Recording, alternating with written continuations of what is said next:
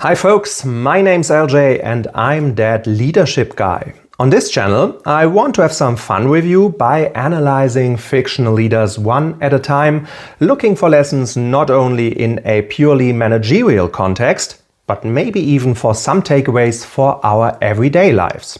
Today, I want to take a look at a leadership style that many of you have certainly heard of in one form or another, and that is charismatic leadership. We will talk about how this type of leadership has, as strange as this might sound, not so much to do with actual charisma as a character trait, but far more with communication, vision, and social identification. Mind you, however, that charismatic leadership has many facets, downsides, and implications about which we could talk for hours. And I think there will be plenty of opportunity for that in the future, as Hollywood writers and game designers alike have invented many great characters which can be assigned to this specific leadership type in one way or the other. After all, who wants to remember non-charismatic superheroes or villains? So we'll certainly revisit this field again and again in the future, I can promise you that. And for today's video, I decided to examine one of the most iconic computer game villains of all time, and I'm pretty sure that many of you who grew up in the mid to late 90s will immediately have a clear picture in mind when I mention his name. Today we will be talking about Kane, mysterious and highly revered leader of the Brotherhood of Naught from the real-time strategy game series Command & Conquer. Without a doubt, Kane is a real prime example of charismatic leadership. And once you see him, many of you will probably say, oh, that's not that difficult to see. He clearly is a charismatic leader with these looks: bald head, beard, the piercing eyes, and obviously, you're not entirely mistaken. Charisma can be about outer appearance. People with distinct, attractive features, or for example, an iconic way of dressing themselves, can immediately convey a certain energy that catches on with spectators. But charisma is not all about looks or expressions. And as I said at the beginning, charismatic leadership certainly is not that closely linked to specific character traits, but more to behaviors, communication, and other aspects as well. I'm sure there are many people known for a charismatic leadership style that most of us would probably not deem overly charismatic at the first glance. So Kane, being played by Joseph Kuken throughout the whole Command & Conquer series, is the leader of the Brotherhood of Naught, an ancient secret military society which fights against the UN-backed Global Defense Initiative in its quest for its ultimate goal, the Ascension. The war between GDI and Naught started in 1995 and it reaches well into the 2050s, taking place on an increasingly uninhabitable Earth which is suffering from the spread of an aggressive extraterrestrial mineral called Tiberium. As the games progress, Kane either acts as the player's opponent, if the games are played from the POV of GDI, or as his boss, if the player so chooses to join the secretive Brotherhood. In any case, it is undisputed that Kane clearly is a highly charismatic man, revered by his followers with almost religious zeal, especially after he supposedly died at the end of the First Tiberium War. As we now know the guy we will be using as our role model today, let's talk about what charismatic leadership actually is. There is no one clear definition of this leadership style, and many aspects that are attributed to it by some researchers are disputed by others. I will still try my best to provide you with a general picture, and to define charismatic leadership, let's talk briefly about charisma itself.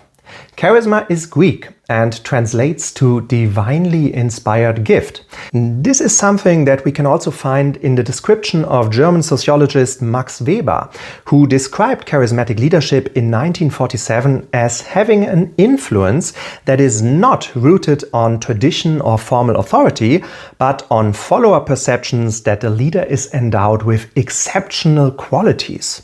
though especially the latter has been disputed in later research. Weber rightfully put a lot of emphasis on the follower perception here, which is important to remember, as without followers' belief in and dedication to the leader, charismatic leadership would just collapse in on itself.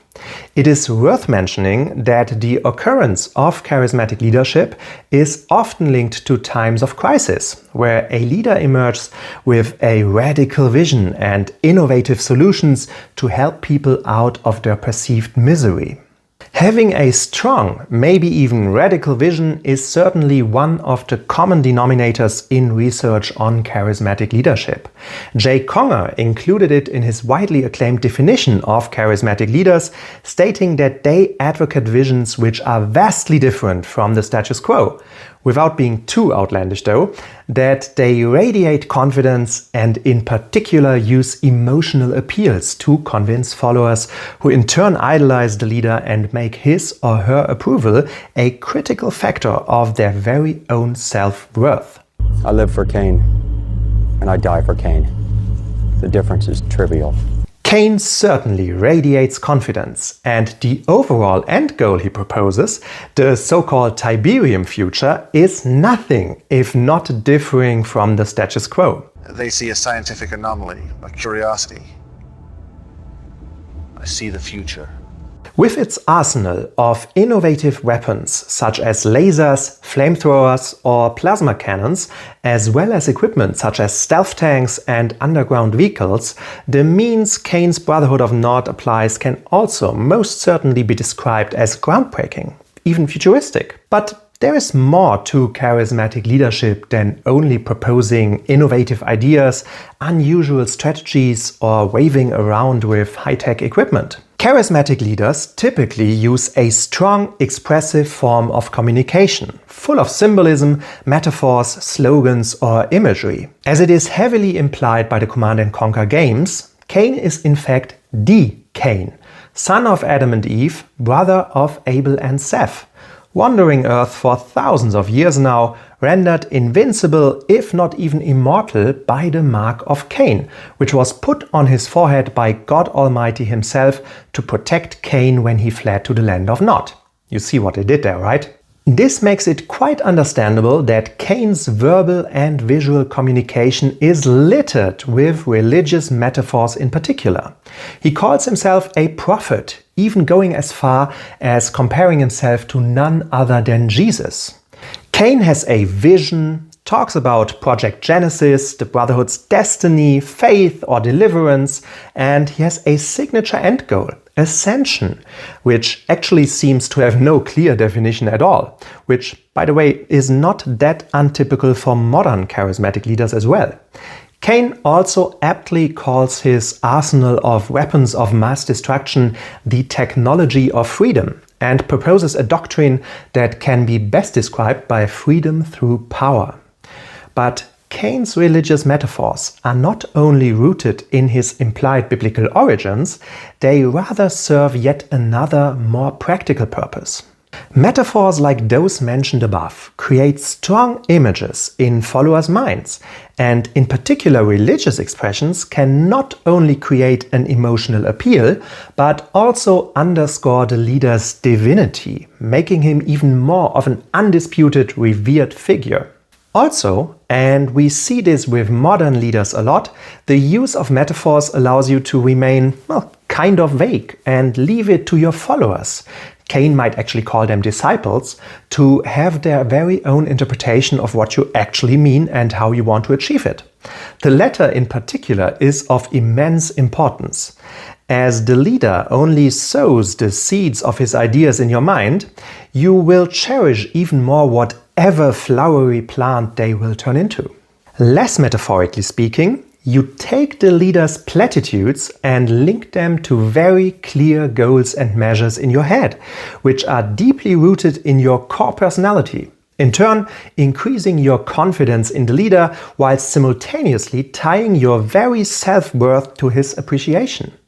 But let's step away from the metaphors for a moment. What about the symbolism?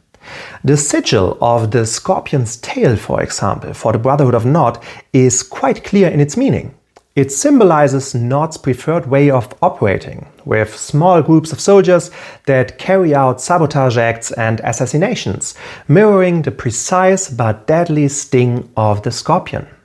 But why would you need such a symbol in the first place? And why the pyramids, the Temple of Nod or the Hand of Nod, which, by the way, holds the entire Earth in its fist in a not-so-subtle metaphor?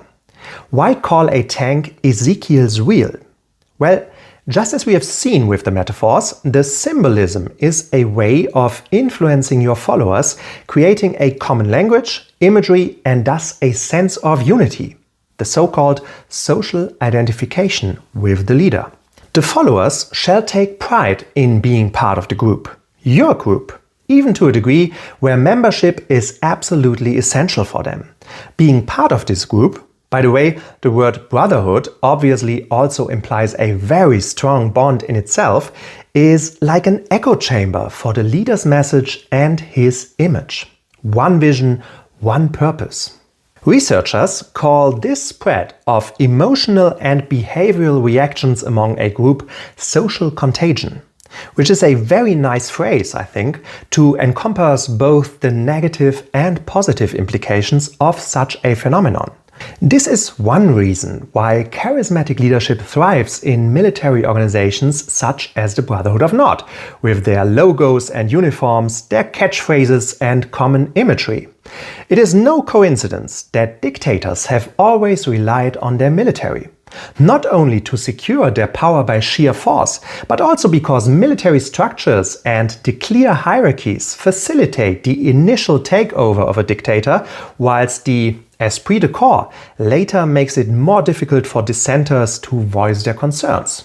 And if you think that this is only something that applies for religious sects or military organizations, well, have you ever visited a concert or a football stadium? Heard of Swifties or the Beehive? Or just watched the news recently? If we talk about facilitators of social identification and contagion, we also have to talk about a kind of delicate issue that is essential for any charismatic leader, which is the target audience. Research has proven that charismatic leadership and the above-mentioned social effects are particularly attractive for people with lower intelligence levels, a lower social standing, or in general to any groups that feel left out or misunderstood by society and its norms, no matter their members' intelligence, prosperity, or cultural background. History books and the news are full of leaders who have knowingly or instinctively applied the concepts of charismatic leadership to play to this specific target audience. In particular, leaders can activate the so-called heroic social identity in their followers by addressing feelings or views that people normally would keep hidden due to social norms.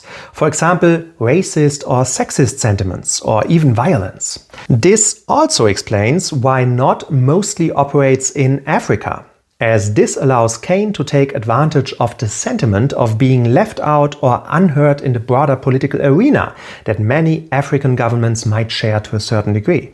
At this point, we could also talk about the use of the media as a facilitator and amplifier of charismatic leadership. An overarching theme, by the way, in the entire Command & Conquer series from the very first intro onwards. Also, we will have to take a look at the routinization of charisma and the issue of succession, one of the most insurmountable problems any charismatic leader has to face sooner or later. But for this, we will revisit Kane in the near future. For now, I think we will leave it at that with a brief summary of what we've just learned. Charismatic leadership is not so much about charisma as a character trait, as it is about communicating a vision that is highly discrepant from the status quo. It heavily relies on communication, making use of symbolism and metaphors to increase followers' loyalty to the leader. Also, charismatic leadership benefits from feelings of unity, social identification, and the social contagion effect. Lastly, charismatic leadership in particular appeals to groups of people that feel left behind by society, providing them with a hero that speaks out what they think and fights for their purpose, or at least gives them the impression he does. Again, we will talk about the severe implications of charismatic leadership in one of the next videos, and we will also see whether charisma can or should be learned. So leave a like or a subscription so you don't miss out on part 2 of this video or other videos in the future when we look at other fictional leaders such as Albus Dumbledore, Hans Gruber or Ned Stark. Until then, be good people and have a great time.